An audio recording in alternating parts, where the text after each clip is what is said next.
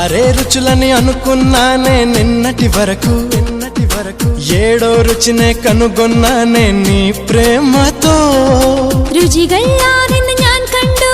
ഇന്നലെ വരയിൽ ഏഴാം രുചിയും ഉണ്ടെന്നറിഞ്ഞു നീ പ്രേമത്തോ నిన్నటి దాకా నాలుగు దిక్కులు ఈ లోకంలో ഇന്നു മുതൽ నువ్వే దిక్కు ఎన్ లోകത്തിൽ മനസ്സിലായോ నీ పలుకులే కీరవాణి నా పెదవితో తాళమేయని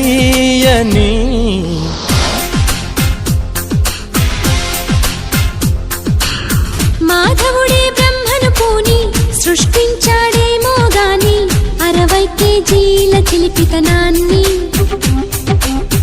అలుపన్నది ఎరుగని రవితేజ